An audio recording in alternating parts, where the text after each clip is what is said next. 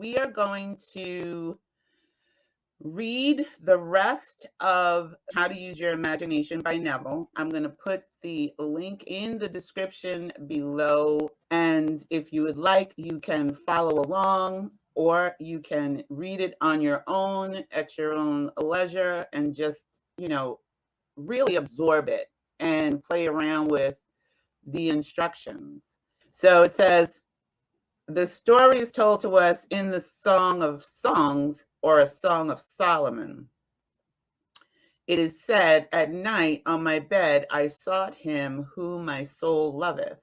I found whom my soul loveth, and I would not let him go until I had brought him into my mother's house, right into the chamber of her that conceived me. If I would take that beautiful poem and put it into modern English, into practical language, it would be this. While sitting in my chair, I would feel myself right into the situation of my fulfilled desire. And having felt myself into that state, I would not let it go.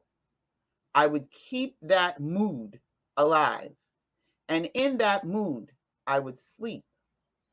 That is taking it right into my mother's chamber, into the chamber of her that conceived me. People are totally unaware of the fantastic power of the imagination. But when man begins to discover this power within him or her, he or she never plays the part that he or she formerly played. He or she doesn't turn back and become just a reflector of life.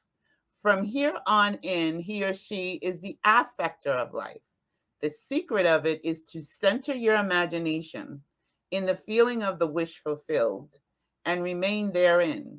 For in your capacity to live in the feeling of the wish fulfilled lies our capacity to live the more abundant life.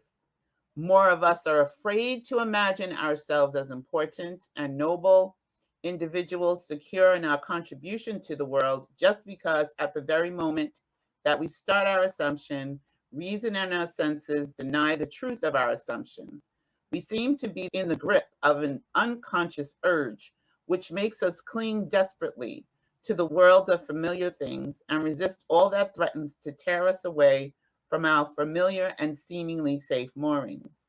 While I appeal to you to try it, if you try it, you will discover this great wisdom of the ancients, for they told it to us in their own strange, wonderful, symbolical form.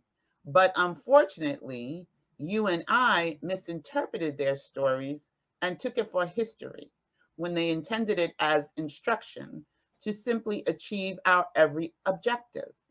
You see, imagination puts us inwardly in touch with the world of states. These states are existent. They are present now, but they are mere possibilities while we think of them. But they become overpoweringly real when we think from them and dwell in them. There's a wide difference between thinking of what you want in this world and thinking from what you want. Let me tell you, when I first heard of this strange and wonderful power of the imagination, it was in 1933 in New York City. An old friend of mine taught it to me. That would be Abdullah. I have been trying to find Abdullah, searching for him since I found out about Neville. He turned to the 14th of John, and this is what he read. In my Father's house, there are many mansions. If it were not so, I would have told you. I go to prepare a place for you, and if I go and prepare a place for you, I will come again and receive you unto myself, that where I am, there ye may also be also. He explained to me that this central character of the Gospels was human imagination. That mansion was not a place in some heavenly house, but simply my desire. If I would make a living representation of the state desired and then enter that state and abide in that state, I would realize it. Abide means to dwell or live in that state. At the time, I wanted to make a trip to the island of Barbados in the West Indies, but I had no money. He explained to me that if I would that night, as I slept in New York City, assume that I was sleeping in my earthly father's house in Barbados and go sound asleep in that state, that I would realize my trip. Well, I took him at his word and I tried it. For 1 month, night after night, I fell asleep. I assumed I was sleeping in my father's home in Barbados. At the end of my month, an invitation from my family came inviting me to spend the winter in Barbados.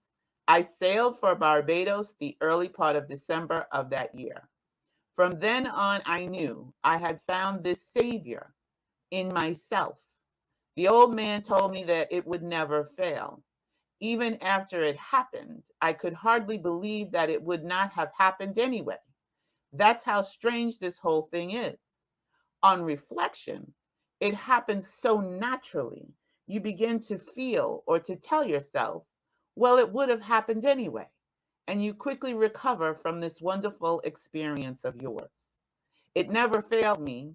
If I would give the mood, the imagined mood, sensory vividness, I could tell you unnumbered case histories to show you how it works. But in essence, it is simple. You simply know what you want. When you know what you want, you are thinking of it. That is not enough. You must now begin to think from it. Well, how could I think from it? I'm sitting here and I desire to be elsewhere. How could I, while sitting here physically, put myself in imagination at a point in space removed from this room and make that real to me? Quite easily. My imagination puts me in touch inwardly with that state. I imagine that I am actually where I desire to be. How can I tell that I am there? There is one way to prove that I am there. For what a man sees when he describes his world is as he describes it, relative to himself. So what the world looks like depends entirely upon where I stand when I make my observation. So if as I describe my world, it is related to that point in space I imagine that I am occupying, then I must be there. I am not there physically, no, but I am there in my imagination. And my imagination is my real self. And where I go in imagination and make it real, there shall I go in the flesh also. When in that state I fall asleep, it is done. I have never seen it fail. So this is the simple technique upon how to use your imagination to realize your every objective. Here is a very healthy, productive exercise for the imagination, something that you should do daily. Daily relive the day as you wish you had lived it, revising the scenes to make them conform to your ideals. For instance, suppose today's mail brought disappointing news. Revise the letter, mentally rewrite it, and make it conform to the news you wish you had received. Or suppose you didn't get the letter you wish you had received. Write yourself the letter and imagine that you received such a letter. Let me tell you a story that took place in New York not very long ago. In my audience sat this lady who had heard me, numerous times, and I was telling the story of revision. That man, not knowing the power of imagination, he goes to sleep at the end of his day, tired and exhausted, accepting as final all the events of the day. And as I was trying to show that man should as I was trying to show that man should, at the moment before he sleeps, he should rewrite the entire day and make it conform to the day he wished he had experienced. Here's the way a lady wisely used this law of revision. It appears that 2 years ago, she was ordered out of her daughter-in-law's home. For 2 years, there was no correspondence. She sent her grandson at least 24 presents in that interval, but no one ever acknowledged. Having heard the story of revision, this is what she did. As she retired at night, she mentally constructed 2 letters. One she imagined coming from her grandson, the other from her daughter-in-law. In these letters, she expressed deep affection for her. They expressed deep expression.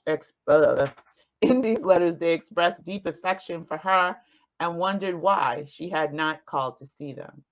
This she did for 7 consecutive nights, holding in her imagery hand the letter she imagined she had received and reading these letters over and over until it aroused within her the satisfaction of having heard.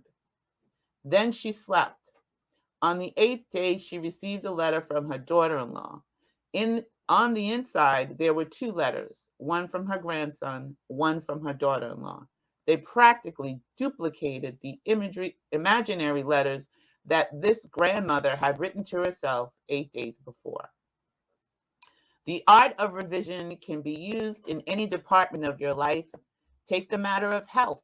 Suppose you were ill. Bring before your mind's eye the image of a friend. Put upon that face an expression which implies that he or she sees in you that which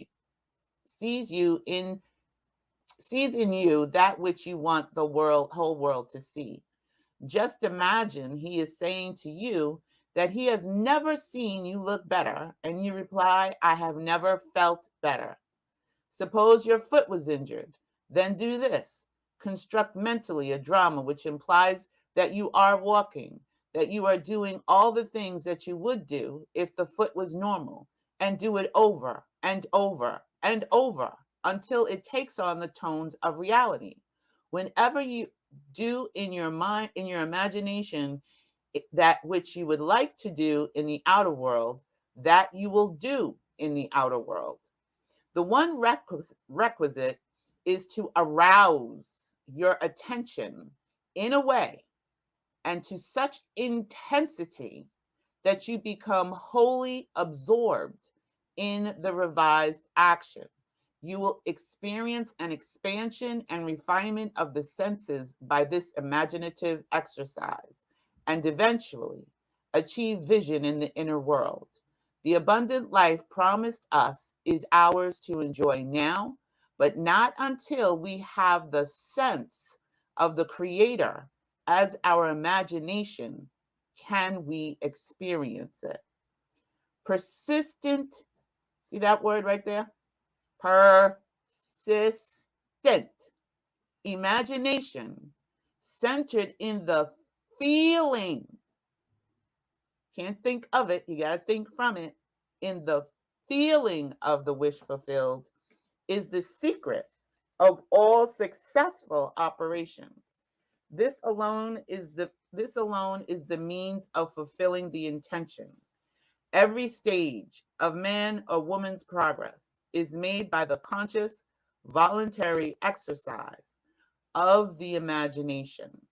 Then you will understand why all poets have stressed the importance of controlled, vivid imagination. Listen to this one by the great William Blake.